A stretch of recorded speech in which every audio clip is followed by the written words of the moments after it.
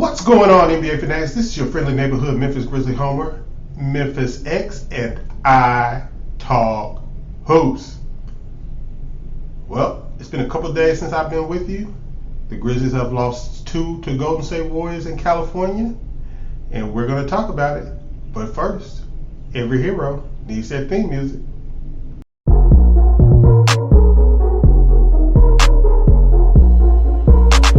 Piano. Grizz gang, go hard. Baddest in the game, we be on one. I talk hoops, so secure. All up on the court, but we gon' score. Memphis bringing heat straight from Tennessee. Demarest back and let's go for it. Well, to say the last 2 games haven't gone as the Grizzlies fans wanted it to would be an understatement. The Grizzlies lost 2 games in San Francisco. The first game was a blowout, 142-112. That was game 3. And game 4 was a close thriller, 101-98. Now, I could go into depth on these teams, on these games 3 and 4, but we're just going to highlight them because it really wasn't anything that I really want to spend too much time on at this point. Maybe I'll talk about them a little later in this week after this series is over. But for now, we're just going to highlight a few things. First, for game 3. Game 3 saw the return of Steven Adams to the active list, and he did not play. Well, he played a little bit at the end of the game, but for all intents and purposes, he didn't play. Now, this game also marked the game where Ja Morant got injured, and it's the game that kind of threw a bad taste in my mouth, not because of the injury, but because of the discourse around the injury. I really didn't feel like getting into all the did Jordan Poole try to injure him on purpose stuff, because frankly, I don't think that's anything worth getting into. Ja Morant was injured. It was a fluke accident. It is what it is.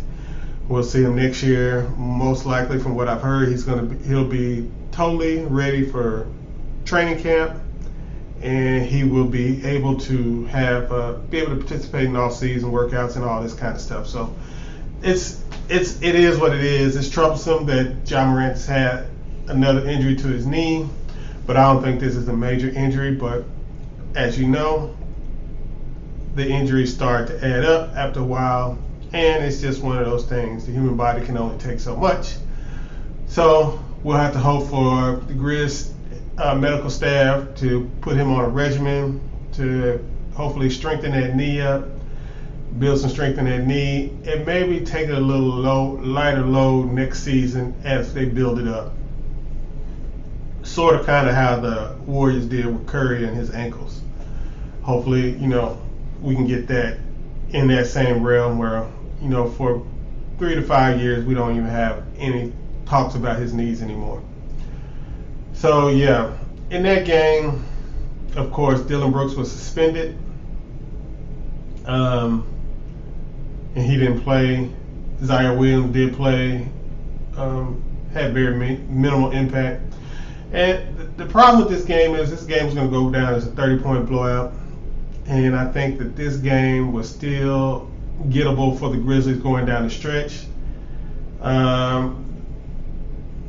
They would have been down 14, and when Kyle Anderson got called for a charge and ended up getting tossed out of the game. And I think from there, the game went out of control, of course. And that was it. Ja Morant went out of the game. And that was basically the end of the game. So, then we learned that Ja Morant was going to be out for game 4, and Dillon Brooks returned. And Dillon Brooks probably had one of the worst games I've ever seen a player have in a crucial game in my life. And it wasn't bad because he shot bad or made mistakes. It was that he wouldn't stop doing the things that he was doing poorly. It was like he had no awareness of what kind of game he was having at the time. And, it's one of those things where it literally pissed off the entire fan base, or most of the fan base.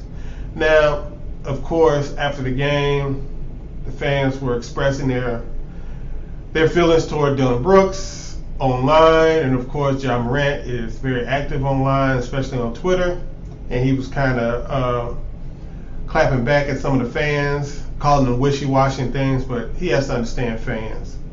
Fans are going to vent when a player plays like Dillon played. They're not Dillon's buddy.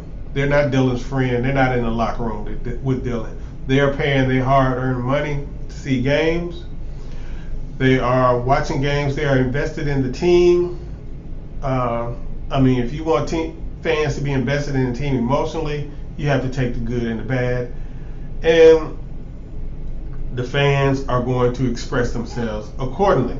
So, yeah, Dillon had an all-time bad game. 5 of 19 from the field, 2 of 9 from three-point line.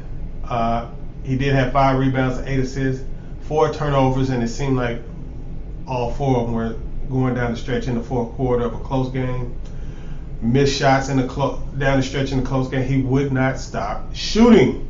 It's like he thought he was going to make the big play.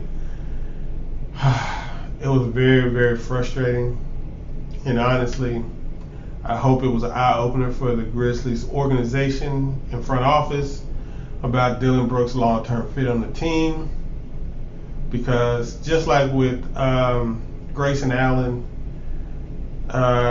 Taylor Jenkins is not going to see the right way on this. You see what I'm saying? He's going to play Dillon Brooks. He played him 39 minutes in a game he was playing terribly. And, to be fair, there was limited options on the bench, but there were options on the bench.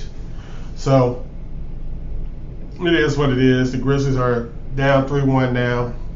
The goal is to get Game 5 at home and send it back to San Francisco for Game 6, and we'll work from there. Now, I don't expect Ja Morant to return this season at all, so it is what it is. But I will say this, the Grizzlies should really should be 2-2 in this series.